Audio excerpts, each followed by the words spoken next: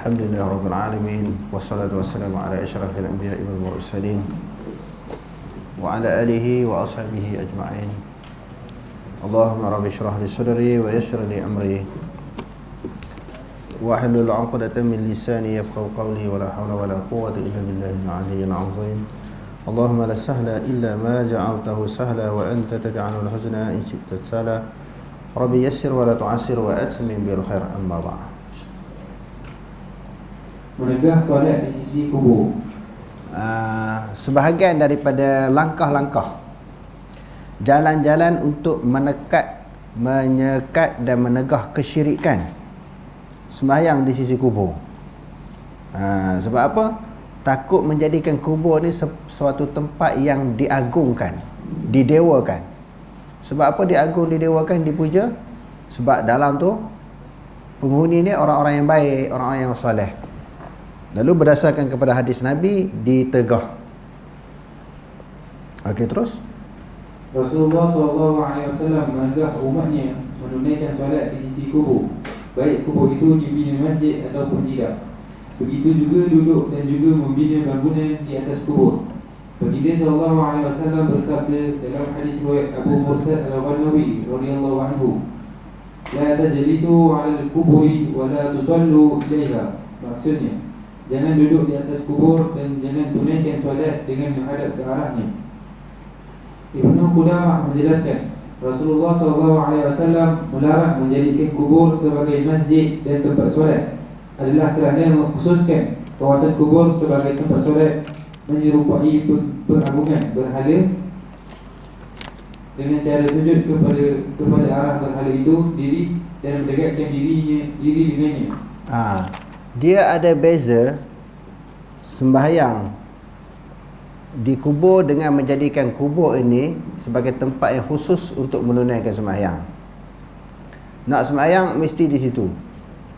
Sebagaimana yang hadis-hadis yang lepas yang telah kita pelajari, dilarang bina masjid atas kubur sebab di atas tujuan maksud pemujaan dan juga mengagung-agungkan kubur tersebut kerana penghuninya adalah orang yang soleh.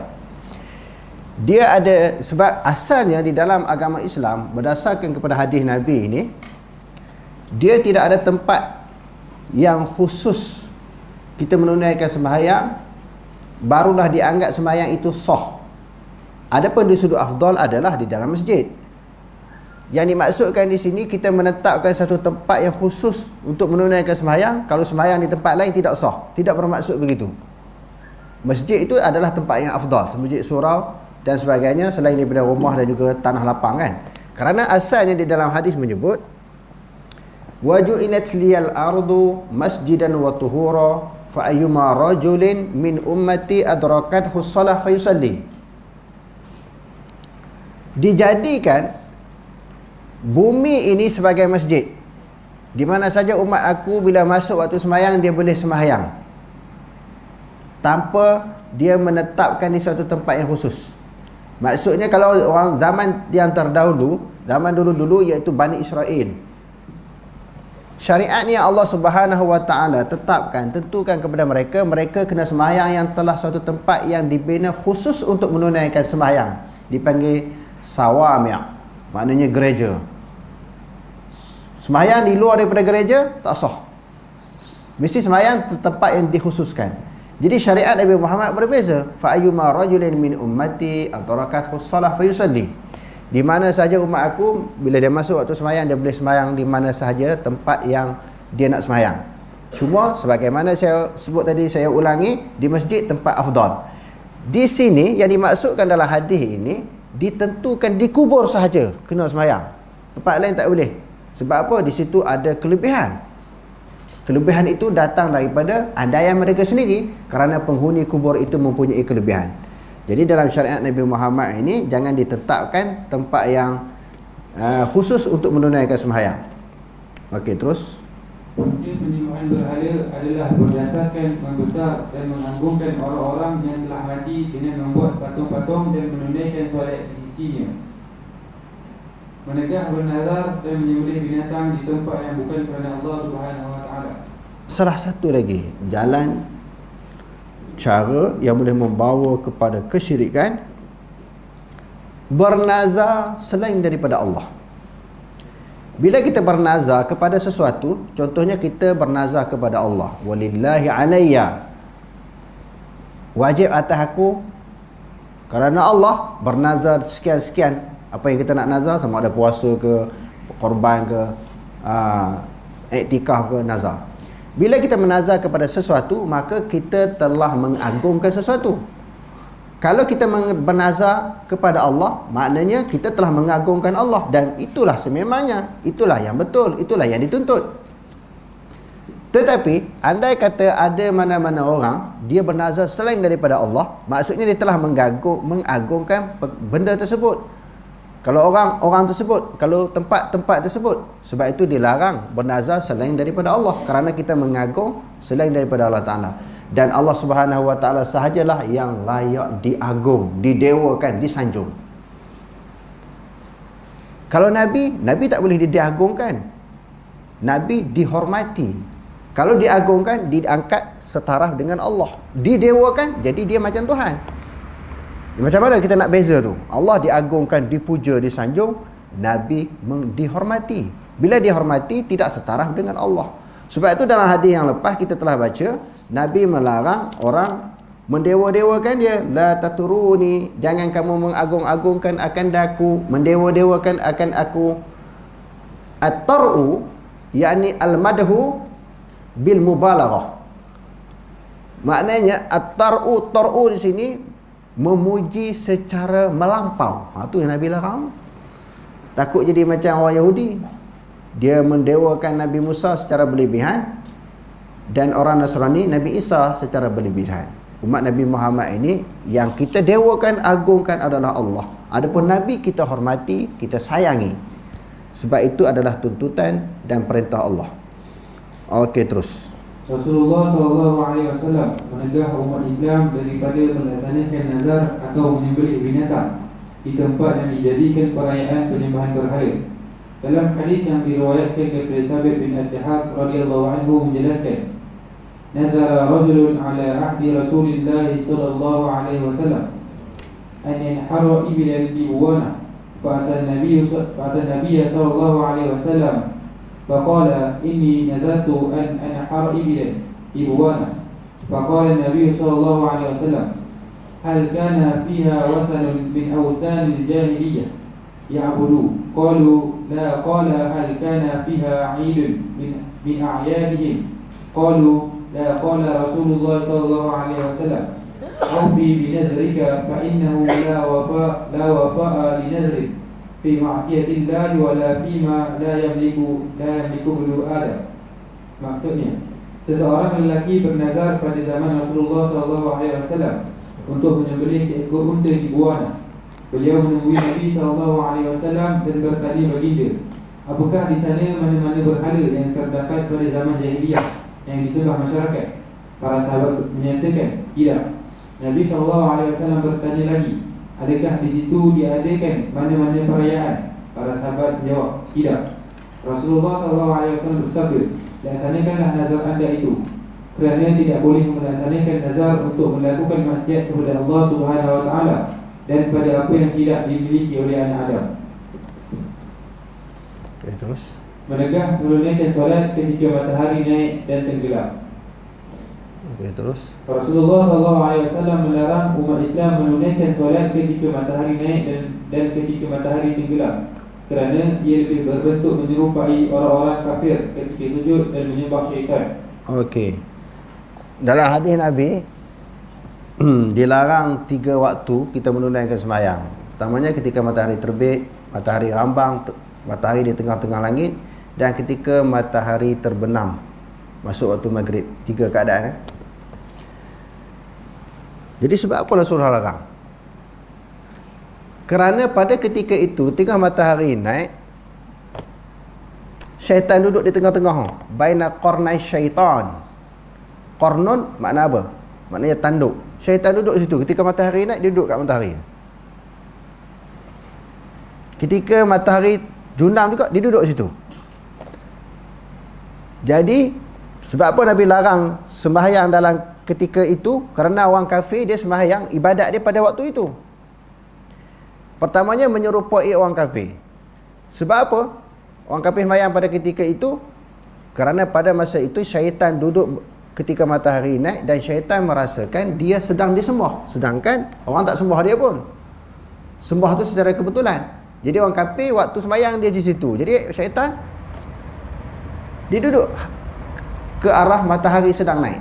Jadi bila orang sembah selain daripada dia pun dia menganggap macam sembah dia. Yang kedua, menyerupai ibadat orang kafir. Sebab itu dia larang. Dalam Islam, sesuatu penyerupaan dalam apa-apa bab, sama ada di sudut i'tiqad ataupun di sudut syariat ataupun di sudut amalan, tak boleh.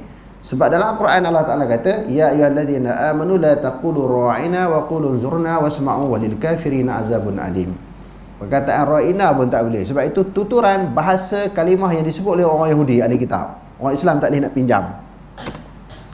Itu perkataan, apatah lagi di sudut akidah, lagi-lagi tak boleh. Di sudut ibadat pun tak boleh. Wa man tashabbaha biqaumin fahuwa minhum. Banyak hadis-hadis yang telah kita pelajari. Di antaranya hadis yang diriwayatkan oleh Imam Abu Daud. Orang-orang Yahudi dan juga ahli kitab ni termasuk Nasrani, mereka sembahyang di dalam keadaan tidak berkasut, tidak memakai kasut ataupun khuf. Sebab apa? Bersempena dengan Nabi Musa AS bila masuk ke lembah Tua. Fakhlaq na'laik innaka bil wadi muqaddasi Tua. Tanggalkanlah kasut kamu. Kamu berada di satu lembah yang suci. Jadi orang Yahudi tak pakai kasut ketika sembahyang. Rasulullah kata kita nak khilaf dengan mereka, kita nak beza dengan mereka, kita sembahyang kita pakai kasut. Jadi sebab tu dalam syariat Nabi Muhammad boleh pakai kasut ketika sembahyang.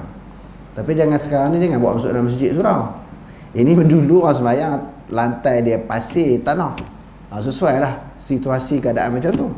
Okey, ala kulli hal, secara kesimpulan Allah Ta'ala dan Nabi ini memerintahkan supaya melakukan perubahan, mesti melakukan perbezaan. Sesuatu ibadat yang dilakukan oleh orang kafir, orang Islam tak ditiru dalam apa sudut, apa bab. Jadi di antara sebab dilarang ketika sembahyang pada waktu ketika matahari naik dan matahari terbenam, kerana itu adalah menyerupakan ibadat yang dilakukan oleh orang-orang kafir. Okey, terus. Hal ini dapat dilihat dalam hadis riwayat Amr bin Abbas As-Sulami radhiyallahu anhu. Salli salat as-subhi thumma aqsir 'an as-salati hatta tadlu'a asy-syamsu hatta tartafi'a fa innaha tadlu'u hina tadlu'u baina qarnay syaitan wa hina idzin yasjudu laha al-kuffar. Maksudnya, tunaikan solat subuh kemudian berhenti solat sehingga matahari naik meninggi. Sesungguhnya matahari itu naik ketika muncul buta syaitan. Kerana ketika itu orang-orang kafir sujud kepadanya. Matahari naik tinggi, dalam bahasa orang kita, orang Melayu sebut matahari naik segalah. Matahari segalah itu maknanya dikukur di kaki langit, iaitu pada waktu masuknya sembahyang sunat duha. Pada tu boleh sembahyang sunat. Okey, terus. Menegah mengeluarkan perkataan yang menggambarkan buruk sangka kepada Allah Subhanahu wa taala. Ini pun sebahagian daripada perkataan yang boleh membawa kepada syirik. Sesuatu tuturan, ungkapan yang boleh menampakkan macam menggambarkan buruk sangka, suuzon kepada Allah. Allah Subhanahu wa taala ini kita kena sentiasa husnuzan. Apa maksud husnuzan? Sentiasa baik sangka dengan Allah. Sebab apa nak kena baik sangka dengan Allah? Kerana sesuatu yang diputuskan oleh Allah, yang ditentukan oleh Allah, yang ditakdirkan oleh Allah, yang ditetapkan oleh Allah, yang dihukumkan oleh Allah, semuanya baik. Tak ada satu yang buruk. Walaupun di sisi pandangan kita, penilaian kita, benda tu buruk, benda tu tak baik bagi kita, di sisi hakikatnya, di sisi Allah baik. Baik buruk ini dinilai di sisi Allah, bukan di sisi kita. Sebab kita menilai sesuatu dengan nafsu, dengan akal fikiran yang cetek. Sebab tu kita kena serah kepada Allah. Dalam Al-Quran pun Allah Ta'ala kata, wa ma khalaqta hadza batila. Di dalam doa yang Allah Ta'ala ajar kepada Nabi kan, wa ma khalaqta hadza batila. Tidaklah engkau menjadikan sesuatu itu batil, sia-sia. Tak ada benda yang Allah Ta'ala putuskan, yang Allah Ta'ala tentukan, yang Allah Ta'ala takdirkan sia-sia, tak ada faedah, tak ada manfaat, tak ada kebaikan. Semua ada kebaikan. Hatta Allah Subhanahu Wa Ta'ala datangkan kepada kita musibah ataupun penyakit. Musibah apa faedah? Apa kebaikan? Allah Ta'ala datangkan bala musibah kepada kita, apa kebaikan? Ibnu Jauzi kata semua ada kebaikan. Hatta Allah Ta'ala datangkan, timpakan penyakit kepada kita. Allah Ta'ala bagi musibah, dia nak suruh kita kuat bergantung dengan Allah, berdoa dengan Allah, mendampingkan diri dengan Allah, kuat bertakarub dengan Allah. Kalau tidak, kita lalai. Sebab tu ada di dalam hadis, Nabi kata, ajibtu alal mu'min, aku hairan melihat situasi orang yang beriman. Bila dia dikurniakan nikmat, dia bersyukur, dapat pahala. La in syakartum la azidannakum wa la in kafartum inna azabi lasyadid. Dia bagi nikmat, dia bersyukur, dapat pahala. Bila dia seseorang mukmin ini dibala oleh Allah, didatangkan ujian, didatangkan musibah, dia sabar, boleh pahala juga. Bagi nikmat dia syukur, dapat pahala. Bagi bala dia sabar, dapat pahala juga. Di antara kelebihan Allah Ta'ala bagi mudarat musibah kepada seorang, nak bagi pergantungan kita kuat dengan Allah. Mungkin kita lalai, lara, tak banyak ingat pada Allah, kurang zikir, kurang munajat kepada Allah, kurang berdoa, Allah Ta'ala jentik sikit. Baik kita beringat, masa tu baru banyak doa, banyak buat amalan. Allah Ta'ala datang penyakit, ada dah di sana usaha bagaimana nak hilangkan penyakit, berobatnya, pantang, tak boleh makan, tak boleh minum makanan-makanan yang tertentu, minuman-minuman yang tertentu, nak latih kita tu, nak bagi ada disiplin. Jadi kesimpulannya, apa benda yang Allah Ta'ala takdirkan kepada manusia tak ada faedah, tak ada kebaikan. Oleh kerana itu tak boleh buruk sangka dengan Allah. Walaupun kita dah tersandar ke dinding dah, tak boleh nak pergi dah, banyak sangat ujian ni, berat pula ujian yang kita lalui, tak boleh buruk sangka dengan Allah, mesti ada kebaikan. Sebab itu para Nabi tak pernah berburuk sangka kepada Allah walaupun ujian mereka sangat berat. Cuma kita tak tahu kebaikan itu kerana dia tersembunyi. Allah Ta'ala saja yang mengetahui. Oleh kerana kita tak tahu sebab apa Allah Ta'ala menjadikan, menentukan, mentakdirkan sesuatu perkara itu kepada kita, kita tak tahu. Oleh kerana itu kena husnuzan, kena baik sangka kepada Allah. Mesti ada hikmah yang tersirat yang kita tak tahu. Okey, terus Rasulullah SAW menegah umat Islam melakukan sesuatu yang boleh mengundang sangat buruk terhadap Allah Subhanahu Wa Taala dan gagal meletakkan perhargaan terhadap Allah Subhanahu Wa Taala mengikut yang sepatutnya. Antaranya lafaz-lafaz yang menggambarkan persamaan antara Tuhan yang Maha Pencipta dengan makhluk yang dicipta. Dalam hadis riwayat Qatilah radhiyallahu anhu menjelaskan Rasulullah SAW bersabda, anna Yahudiyan atan Nabi sallallahu alaihi wasallam faqala innakum tunadiduna wa innakum tusyrikuna taquluna ma syaa Allah wa syi'ta wa taquluna wal ka'bata fa'amarahu wal ka'bati fa'amarahu an-nabiy sallallahu alaihi wasallam idza aradu an yahlifu an yaqulu wa rabbil ka'bah wa yaquluna ma syaa Allah thumma syi'ta. Maksudnya, seseorang lelaki Yahudi menemui Nabi SAW lalu berkata, anda semua mengambil sekutu-sekutu selain Allah, anda semua melakukan syirik, anda mengucapkan apa yang dikehendaki Allah dan apa yang dikehendaki oleh Tuhan, anda juga mengucapkan demi Kaabah. Demi Kaabah kan sumpah. Demi Kaabah kan sumpah. Wallah, sepatutnya wallahi wa billahi wa tallahi. Sebab apa dia kata wal ka'bati? Wa tu huruf qasam. Demi Kaabah. Maka dia mengagungkan Kaabah, seolah-olah Kaabah tu setara dengan Allah Ta'ala. Walaupun Kaabah itu maknanya hadaf, sasaran sebagai kiblat kita, tetapi dia tidak boleh diagungkan. Sebab itu Sayyidina Umar radhiyallahu an ketika nak mengucupkan Hajarul Aswad, kalau benda ni bukan Nabi suruh, Nabi yang buat, aku tak teringin pun nak cium kucuk Hajarul Aswad tu, bukan ada kelebihan apa, tak ada kelebihan apa. Dia nak buang perasaan syirik kok ada dalam hati. Zaman jahiliah tu macam-macam kepercayaan kan. Kalau Nabi tak buat, Nabi tak suruh, aku pun tak teringin nak kucuk. Dema ni punya hebat sahabat ni, segala, kita kata tempiah, ataupun lintasan hati yang membawa kepada syirik pun ditepih, dihalang, ditentang habis-habisan. Nak menunjukkan bagaimana kuatnya kepergantungan mereka kepada Allah. Jadi Kaabah ni tak boleh kita sumpah walaupun tempat kita menghala ketika kita menunaikan sembahyang. Jadi sumpah mesti dengan nama Allah. Okey, terus Nabi SAW memerintahkan para sahabat apabila ingin bersumpah supaya mengucapkan demi Tuhan Kaabah dan apa yang dikehendaki Allah, dan kemudian dan apa yang dikehendaki Tuhan. Demi Tuhan Kaabah tak apa. Demi Tuhan Kaabah. Siapa Tuhan kepada Kaabah? Iaitu Allah Subhanahu Wa Taala. Okey, terus Amalan Rasulullah tentang syirik akan kembali ke semenanjung kerana haram. Jadi walaupun di zaman Nabi Ibrahim tu dah ditentang sekeras-kerasnya berlakunya syirik. Lalu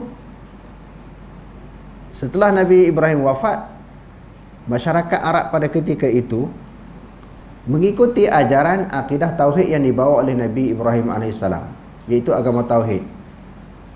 Fattabi'u millata Ibrahim hanifa wa ma kana minal musyrikin. Orang kafir Yahudi Nasrani, dia musyrik, mengatakan Nabi Ibrahim juga orang musyrikin. Mereka pun sama sebagaimana apa yang kami pegang. Nabi Ibrahim juga sembah berhala. Jadi Allah Ta'ala suruh Nabi jawab, hendaklah kamu mengikut fattabi'u millata Ibrahim hanifa. Hendaklah kamu mengikut millah agama Nabi Ibrahim, dan dia bukan tergolong daripada orang yang musyrik, orang yang sembah berhala. Jadi Allah nak menafikan Nabi Ibrahim itu syirik, menyembah berhala. Dia membawa satu agama yang hanif, lurus, iaitu agama yang mentauhidkan Allah. Jadi orang mengikutlah syariat Nabi Ibrahim. Begitu lama, generasi demi generasi, satu kurun kepada kurun yang berikutnya, sehingga ahli sejarah menyebut, sehingga ada seorang yang dikenali dengan Amr bin Luhai. Dia di antara orang-orang yang mewarisi agama ajaran syariat Nabi Ibrahim. Dia menjadi pakar rojok kepada masyarakat. Bila orang nak tahu tentang selok-belok agama yang dibawa oleh Nabi Ibrahim, orang tanya dia. Dia menjadi ikutan, menjadi contoh kepada masyarakat ketika itu. Tetapi apabila dia pergi hijrah ke Syam, sekarang ni orang panggil Syria kan? Dia tengok orang sana semua berhala, semua tak kom. Dan dia rasa apa yang dia buat itu salah, di Mekah tu salah. Hak duk sembah Allah Ta'ala selama ni salah rupanya. Hak betulnya agama yang dia baru tengok sekarang ni. Dia pun mempelajari bagaimana cara kaifiat ibadat yang dibuat oleh orang-orang Syam. Lalu akhirnya dia pun bawa berhala balik ke Mekah. Dia tak suruh orang pun sembah berhala. Tapi oleh kerana orang tengok Tok Guru, dulu orang rojok tentang pegangan tauhid dia, ajaran yang diwarisi oleh Nabi Ibrahim, orang ikut dia. Oleh kerana kuat sangat orang taklid, fanatik, ta'assub kepada dia, apa sahaja yang dia buat, masyarakat akan ikut. Tiba-tiba dia berpindah daripada sembah Allah, dia sembah Tok Kong, sembah berhala. Bila anak murid tengok, pengikut tengok, seorang demi seorang ikut dia, akhirnya sembah berhala. Last sekali semua penduduk masyarakat Arab pada ketika itu semua berhala. Tak ada seorang nak sembah Allah. Walaupun mereka masih tawaf lagi mengelilingi Kaabah kerana suatu amalan ibadah yang diwarisi daripada Nabi Ibrahim, tetapi dalam Kaabah itu ada berhala. Di luar Kaabah juga ada berhala. Ada 360 berhala berada di kawasan sekeliling Mekah, di sekeliling Kaabah. Jadi Allah Ta'ala nak selamatkan akidah manusia ni, diutuskan Nabi Muhammad nak pulih balik, tentang balik ajaran yang sesat yang dibawa oleh Amr bin Luhai. Sebab itu bahaya apabila kita terlalu kuat, terlalu fanatik kepada seseorang tokoh ataupun tok guru. Bila tok guru silap, sesat, semua jadi sesat. Macam Amr bin Luhai dia tadi. Sebab itu kita mengaji, jangan kuat sangat taklid tok guru. Boleh taklid, bukan kata tak boleh taklid langsung. Boleh taklid, boleh ikut, tapi jangan terlalu taklid, terlalu fanatik, ta'assub. Sehingga bila salah pun kita akan, tok guru salah, anak murid pun akan ikut. Itu yang bahaya mengaji taklid ni. Jadi apa yang perlu kepada kita belajar adalah kita ambil itba', kaedah itba', maknanya mengikut dengan dalil. Selama mana tok guru, ustaz yang mengajar kita boleh bagi dalil, bagi hujah, kita ikut. Selagi mana dia tidak boleh mengemukakan fakta, bukti, dalil, hujah daripada Quran dan hadis dan juga pendapat para ulama muktabar, kita tak boleh ikut. Walaupun dia sorban besar pada saya lagi ataupun setaraf dengan sorban saya, tak boleh ikut. Dia ikut ni bukan ikut sorban. Oh, tengok kita ni terperdaya, mudah terperdaya dengan penampilan. Oh, tengok pakai sorban lebih kurang, ada janggut sikit, pakai jubah, jalan tunduk, ada tasbih pula lagi di tengkok. Tak rida. Allah je tu. Tak rida pula atas bau. Allah, beteng, orang Kelantan kata beteng.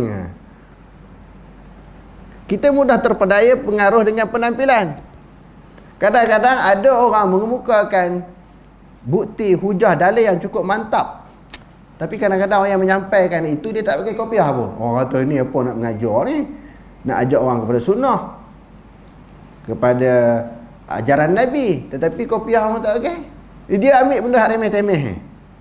Apa yang orang tu cakap bagi Quran, bagi hadis, bagi pendapat ulama yang muktabar, tak ada goreng. Goreng tu goreng. Dan ceramah kan banyak orang goreng. Dia tak ikut. Kalau hak jenis penampilan tu macam zuhud, macam warak tu, hak itulah yang menjadi ikutan masyarakat. Jadi bahaya kalau mengaji macam tu. Sebab kes masyarakat kena ambil pengajaran. Kes masyarakat jahiliah jadi sesat itu kerana terlalu taklid kuat kepada Amr bin Luhai tadi. Sebab tok guru. Sebab dia tok guru, takkan tok guru nak menipu. Macam Piramli kata lah, takkan tok lebih nak menipu. Akhirnya lingkup habis. Tok guru terjun dalam gaung, kita sekali terjun dalam gaung. Jadi mengaji ni saya baca kesimpulan, kita nak ambil dalil, nak ambil hujah. Tak boleh lagi zaman sekarang ni orang sebut kami orang awam tak perlu dalil. Tak boleh. Orang awam ke orang khas dia perlu dalil, mengaji berdalil, mengaji berfakta, mengaji berdasarkan kepada hujah. Itu yang diajar dalam Quran dan hadis. Ittabi'u ma unzila ilaikum min rabbikum. Ikutlah apa yang diturunkan daripada Tuhan kamu. Dalam Quran tak pernah hajar, tak pernah beritahu kita belajar dengan taklid. Qul hatu burhanakum in kuntum shadiqin. Datangkanlah hujah kamu sekiranya kamu orang-orang yang benar. Semua dalam Quran hadis mendidik, mengasuh kita belajar dengan berdalil. Kita jangan merendahkan akal yang Allah Ta'ala bagi, merendahkan martabat kedudukan kita. Maksudnya apa dia? Kami ni orang awam tak perlu bagi dalil, tak apa, ikut je. Tak boleh. Orang awam ke orang khas ke, dia kena mengaji berdalil untuk memastikan apa yang kita ikut itu betul, tak lari daripada Quran dan hadis. Kita tidak mudah ditipu, tidak mudah disesatkan, tidak mudah diselewengkan oleh mana-mana pihak dan mana-mana individu. Tetapi ada orang sanggup ditipu dengan belajar dengan tidak berdalil. Ikut je. Meletakkan suatu harapan yang tinggi kepada orang yang menyampaikan. Oh, mesti betul semua. Sebab dia belajar, dia ustaz, dia hafiz. Takkan dia tipu. Akhirnya kena tipu. Kadang-kadang hadut tipu orang tu banyaknya orang agama juga. Pakej haji, umrah kena tipu, jual produk kena tipu, masuk saham kena tipu. Ini semua geng-geng ustaz yang bawa ni. Bukan orang lain. Buat pakej umrah, pakej haji yang kena tipu, jual produk, lepas tu masuk saham yang kena tipu tu banyak geng-geng ustaz. Sebab orang Melayu kita sebut ustaz semuanya betul. Sebut tok guru semuanya betul. Semalam dah kita baca hadis. Allah Ta'ala baca ayat Quran yang Allah Ta'ala sebut dalam surah At-Taubah, ittakhadhu ahbarahum wa ruhbanahum arbaban min dunillah. Mereka menjadikan ketua-ketua agama mereka. Kalau Yahudi, ahbar, jamak daripada Hibrun, ulama-ulama mereka. Kalau Nasrani, ruhban, iaitu ahli-ahli ibadat mereka. Apa yang ahli ibadat kata betul-betul, salah-salah. Mereka mengambilkan ulama mereka itu dijadikan sebagai Tuhan selain daripada Allah. Bukan maksudnya mereka sembah ulama mereka, pemimpin mereka, ahli ibadat mereka. Tak. Maksudnya apa yang disebut oleh ulama mereka, pemimpin mereka, mereka ikut walaupun bercanggah dengan ajaran Allah. Kita orang Islam dengan jadi macam tu. Malam ni kenapa mari semangat ni tuan-tuan? Tuan-tuan perasan nak tuan-tuan mari tadi? Sekolah kita malam ni orang bagi doyan banyak. Bila makan doyan ni dia semangat lebih. Tuan-tuan jangan balik dulu. Lepas kuliah ni makan royan dulu. Semalam slow sikit ceramah sebab tak ada doyan. Malam ni doyan banyak, orang bagi dua keranjang orang bagi. Jadi tuan-tuan jangan balik dulu sebelum tuan-tuan makan doyan dulu. Malam ni mari berpeluh ni sebab makan doyan banyak semangat pun lebih. Jadi itu maknanya tuan-tuan. Belajar ni dengan hujah dan juga dengan dalil. Okey, terus.